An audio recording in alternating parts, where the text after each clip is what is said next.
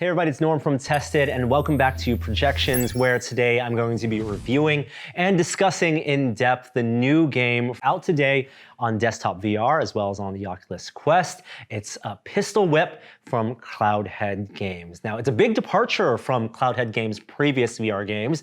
They did 2 episodes of The Gallery, which was a narrative-driven adventure game with puzzle elements that make great use of room-scale VR, while Pistol Whip is an on-rails action shooter that's also a music rhythm game. It's best described as a part Beat Saber and part maybe Super Hot in terms of visuals, but actually more like Time Crisis, if you remember that arcade game. And what I think Pistol Whip does so well is that it walks that line between those two genres pretty perfectly, where you can play it straight up as a Time Crisis-like shooter and not worry about the scoring elements and just have fun trying to survive these levels and get through the game. Or you can play it like someone who plays Beat Saber in Expert Plus mode and try to go for score and really time your shots. So the way the game is laid out, it really takes influence from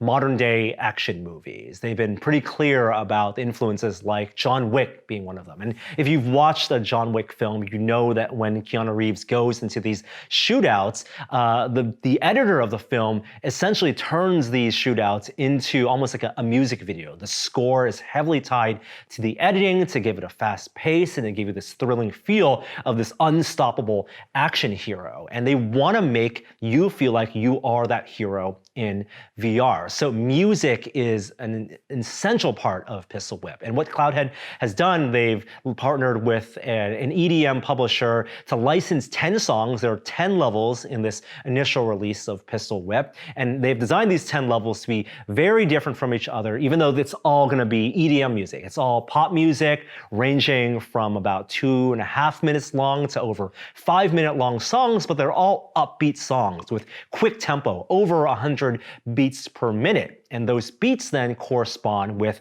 the enemies that appear on screen. The level designers have designed it so enemies pop out and kind of appear on a beat, but unlike a game like Beat Saber, and I'm going to make that analogy a lot today, it's not cubes flying at you and crossing this imaginary threshold for timing for you to shoot them or slice through them. Here, you can shoot the enemies anytime. You still pass the map, you just won't get as high a score. And the enemies aren't coming necessarily at you, they may be running perpendicular, running out into the open, into these different landscapes. Every map has a different look and feel to it, even though it's all this kind of geometric look, again, akin to a game like Super Hot. There's different coloring, different lighting, and different obstacles that kind of give you a sense of being in these vignettes in modern day action movies. So there may be a part of a map that looks like you're in a bank heist, in a bank shootout, or you may be in an alleyway, or some type of geometric construct that makes it feel like you're in the opening title sequence of a Bond movie, if it used EDM, of course. And as you're traversing through the map, the locomotion is on rails, and it felt very comfortable for me. You're looking at enemies, you are doing a little bit of dodging with some of the obstacles. There are pillars that come at you, they have to dodge left and right, and there are overhangs that you have to duck under. So it is a pretty good workout, actually. The game is not easy by any means. While the enemies themselves don't have a complicated AI, so to speak, they're not reacting to what you're doing, they actually can be pretty difficult. They can overwhelm you just with sheer numbers and just with sheer number of bullets it takes to kill them, because some of them do wear body armor. And they do fire at you. The bullets move in a kind of bullet time speed while the enemies run in real time. And that's totally cool. You get to dodge these bullets, and the audio, the spatial audio, as the bullets are dodging past you, which is also designed along with the song, really adds to this feeling like you're in this awesome action sequence, surround sound audio with this really nice track underlying the whole thing. There are 3 difficulty settings for each of the 10 levels, and each of those means different enemies, ranging from under 100 enemies in a level to over 300 enemies in some of the longest songs. And on the hardest difficulty, it's really, really hard. Even a normal difficulty I found pretty challenging. It's the type of game where the replayability comes in as you're getting to know the levels and get to know the songs. The songs are actually available on Spotify right now for you to listen to if you want to get a sense of that song before you try it out in game. And even if EDM isn't your thing, your style of music, as long as you can appreciate the type of beat drops and the way that's synchronized with and choreographed with the action in front of you, I found myself really, really enjoying it. I'm like going to bed every night these past couple of nights thinking about Pistol Whip, having memories of these amazing sequences in the game where I'm getting these perfectly timed shots on these enemies and these sequences where enemies are popping all around. Now, one of the secret sauces of Pistol Whip that makes it work so well is that auto aim system. It's there, it's the default setting. And it's not like an aim assist where you have a laser sight or reticule that moves and locks on to an enemy. It just works. As long as you point that pistol at the enemy and you're hitting it and it's roughly in that spot, it's gonna hit them. And I think that was a brilliant move on Cloudhead Games' part because I want to feel like I'm in the fantasy of being a John Wick style action movie star, but I'm never going to be as precise a marksman as John Wick. No one is. That's why it's a fantasy. That's why it's a movie. But the way they make you feel that way is with this auto aim system. That's why it's almost like an arcade game. It's like Time Crisis. You don't need to be extremely precise. But if you want to, there are modifiers to Pistol Whip that let you play that way. There's a Deadeye mode that requires you to be extremely precise, and I'm not very good in that mode. It makes me realize how tough it actually is to be precise holding a pistol. But there's also no fail mode or an infinite ammo mode. They've actually given you a lot of options to play this game the way you want to play it. In fact, one of the best things is that they allow you to adjust your settings. So if some people hold the Oculus touch controllers differently, and you can actually position the angle of the pistol so it actually fits to how you would comfortably hold it. They've thought about all this stuff, including mixed reality settings, and that's how we were able to film some of this footage using the Live app.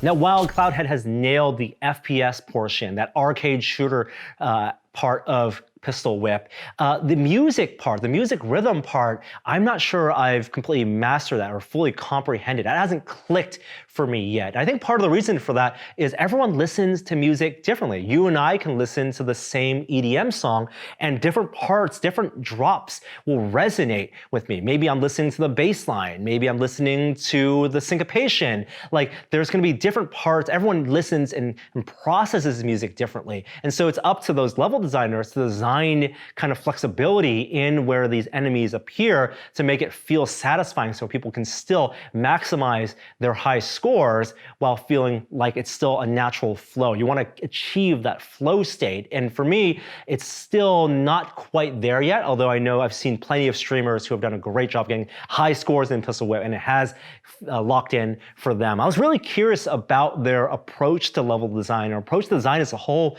for Pistol Whip. So earlier this week, I actually had the chance to visit Cloudhead Games over at their studios in Vancouver Island in Canada and chat with Danny Unger, creative director and CEO of Cloudhead Games, and his team about the design process of Pistol Whip and specifically how these levels and tracks are made. Let's go take a listen.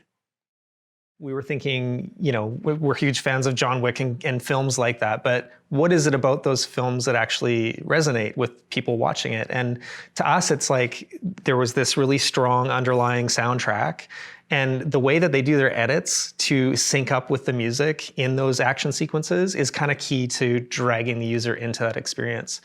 So we did a lot of thinking about, well, what's a game that kind of does that? You know, how do we pull a user through an unstoppable action sequence in a movie and give that some kind of VR context, but also make it hyper accessible, you know, and something that you pick up and you kind of, your lizard brain kicks in and you just know how to play because it's about survival initially. And you're taking a lot of the control, the movement out of players' hands. That's a complete 180 from the room scale, big, methodical narrative experience you're building with Gallery. Yeah. Here, you're allowing the player to have some freedom of movement, to move around the obstacles within the context of that vignette, but you're literally pulling them through a scene, a 3-minute scene, 2-minute scene, a soundtrack. Exactly. And that was very much kind of the pillar, was like, how do we make somebody A, look cool, B, feel cool, but also not give them a choice in the matter. Like there's something about forcing a sequence that you can't stop, that engages your mind in a very different way. So I'm not scrutinizing VR mechanics at that point. I'm just trying to survive. And there's something really compelling about just that experience. So that was a big part, that was one of the pillars.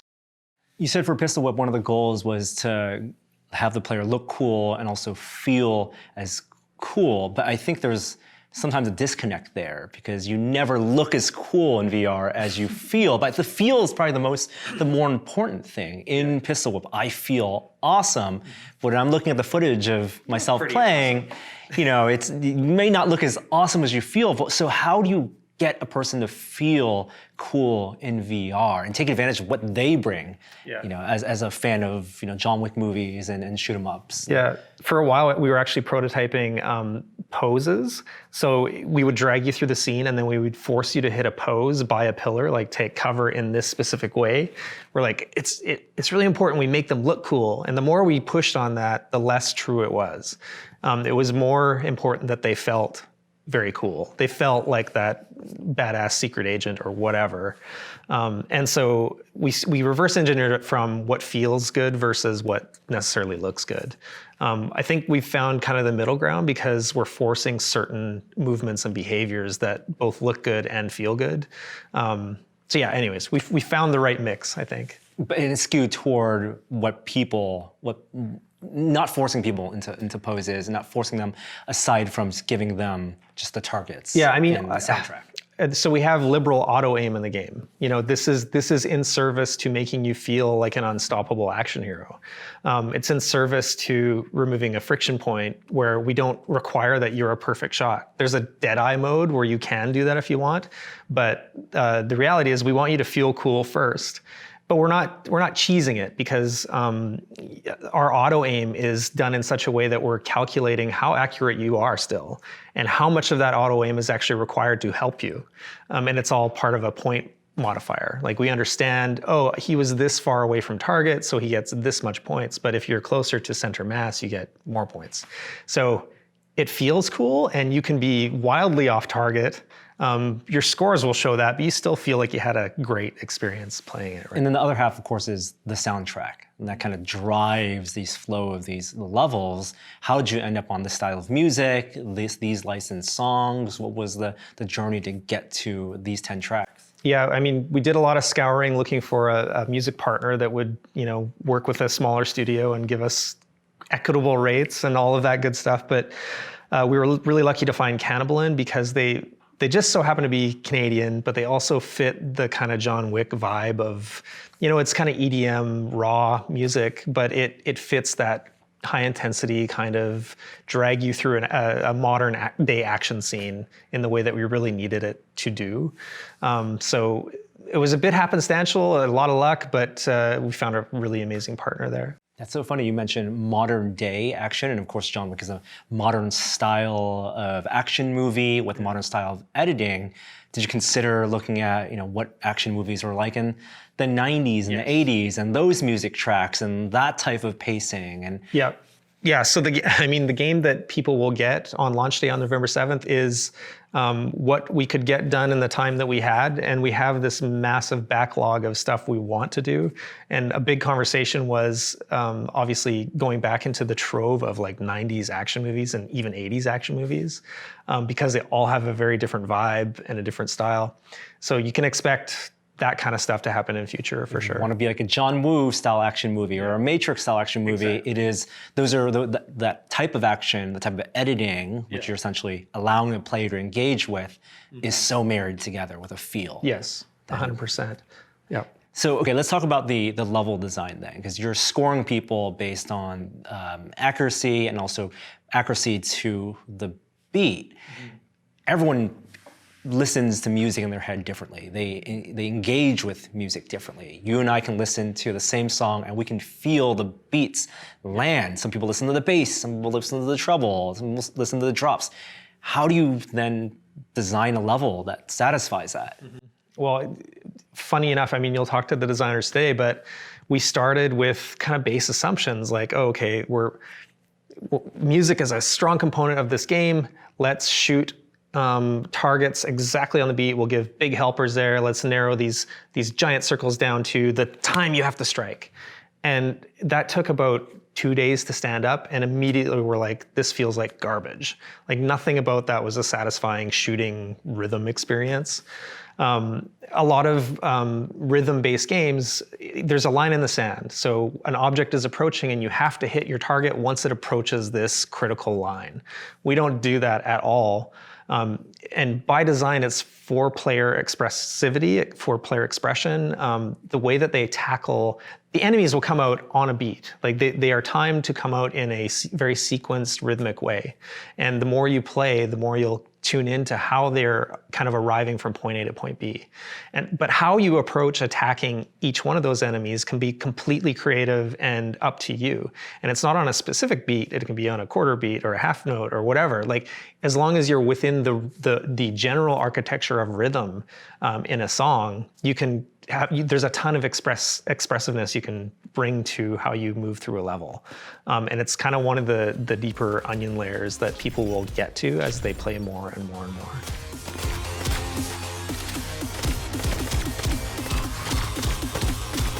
So you have a song, you guys work with, you have 10 licensed tracks.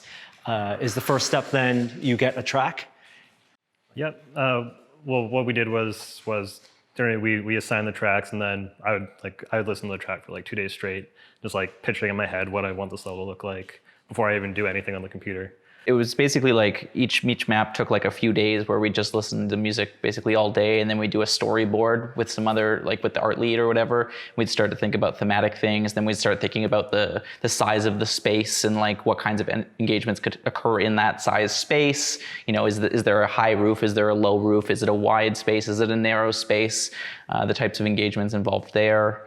Yeah, so we did this originally on like whiteboards or whatever, but then we transferred these notes into this kind of real-time board. So like here's you can see the waveforms here, and then this is the art designer's notes here. So it's like player starts in Chinatown, and then the alley opens up into a small courtyard. And so like here's Chinatown, and then you can see how the music kind of changes here. Oops. And so music changes here, so we're changing environments at this point. And then here's like another instrument that comes in, and so we're changing environments again. And so I'm changing the types of engagements from a close-up engagements here to like kind of distant engagements there. We kind of looked at the music as like its own story and its own how it drove basically a montage. And yeah, this is one of them. We did that for every level. But it really isn't a level, right? There's a layout that you're mapping out, and then to actually construct it and design the gameplay for it, what does that look like?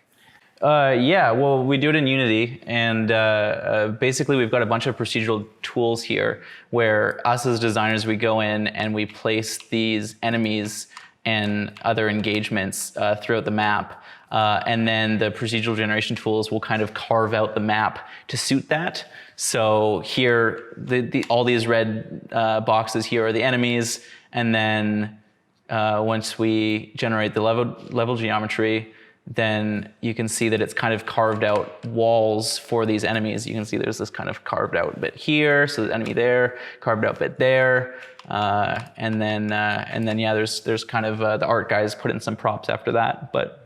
So the fair amount of procedural in terms of the cover where the enemies pop out of? On our side, yeah. Once we do like a very rudimentary version of the level, and once we're done, then the art guys take it over and make it look good. How do you determine where you're placing the enemies, those red boxes? Yeah, so those are all on beat. So we have a system in Unity, or a tool in Unity that lets us kind of send events wherever there's a beat in the music. And then so we spawn the guys on beats and we make them engage with the player on beat. And so all of the enemy engagements are all rhythmic and on beat in nature that way. And yeah, so that's what the blue is here. These all are representative of beats. And then you can see how some of these guys are on the off beats, some of these guys are on the on beats. And that off beat, on beat, where those beats are, is that all handcrafted? Yeah. So you have like a waveform that you're looking at? Yeah, I can show you that for sure. So basically we sit here and we listen to the song on this waveform, and then we plant the little red lines or the events, and we just plant the events on the beats whenever we think there should be an engagement there. And then yeah, the procedural generation takes care of a lot of the level generation. Is there an iterative process and a discussion amongst the team on where, like, which beat constitutes a beat that you want to have an event on? And Yeah. We'd usually have a week individually to like put the level together, and then we'd have a big meeting and be like, oh, this part isn't working, and fix this and all that. So yeah, it was lots of conversation between everybody. I noticed when you load up the waveforms, you had different waveforms for easy, medium, hard. Yeah. How do those differentiate? We placed it beats differently. They're not the same level basically. Right. So every difficulty level is basically you're creating a new level. Right, yeah. So like for me, when I was doing it, then I was thinking about different parts of the music, so different instruments or different beats that were interesting for hard versus the beats that were interesting for normal or easy. And then on top of that, so we've got a different kind of event structure for each difficulty. On top of that, we can also pick the kind of enemy types for each of those engagements. So we can choose like strong enemies or how the enemies behave in terms of the animations and their own visual sequences. So after we're done mapping, then we normally hand it off to the art designer, and then he'll go through the levels and just kind of create the props and the visual design of the level, and then turn it into kind of this cohesive thing that's like, you know, a fever dream action movie.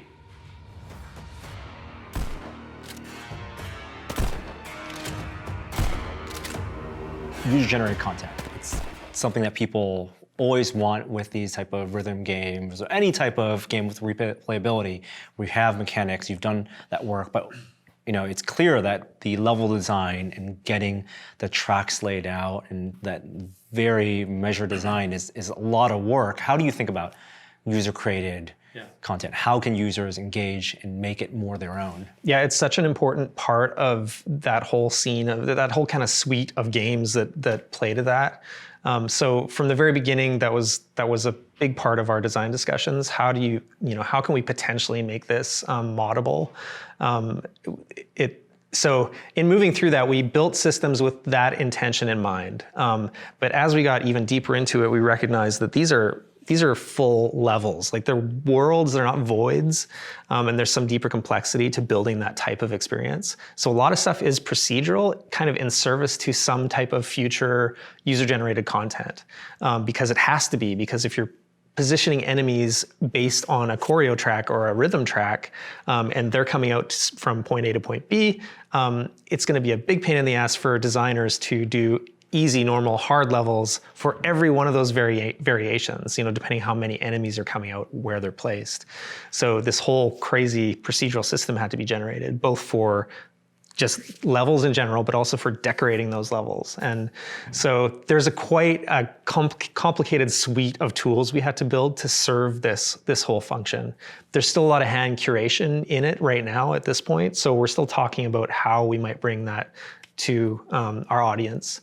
And then, of course, there's the whole, we talked about this earlier, but the whole licensing issue with, there's legal issues with users playing Michael Jackson's Thriller in one of your songs on YouTube. So there's a lot of legal complications and ramifications to that we have to be sensitive to. But we also talked about, we handle licensing for songs that we're bringing into Pistol Whip and then letting users kind of spin off their own variations and versions of those songs.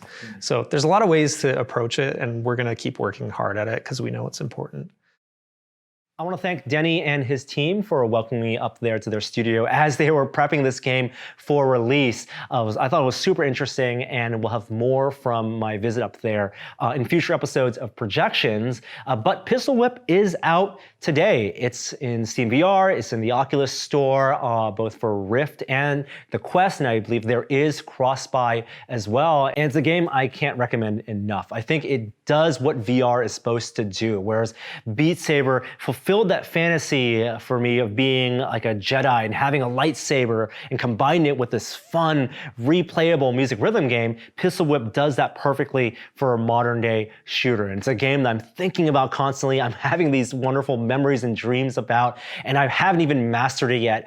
There's so much more to play and so much more to cover. I hope they have a chance to make more levels for it and to somehow incorporate some type of user-generated content and support. I'd love to see that come to this game. For what it is right now, I think it's a great buy, and I think it's worth checking out. We'll have more coverage of VR games and AR games on future episodes. Thanks for watching, and I'll see you next time. Bye.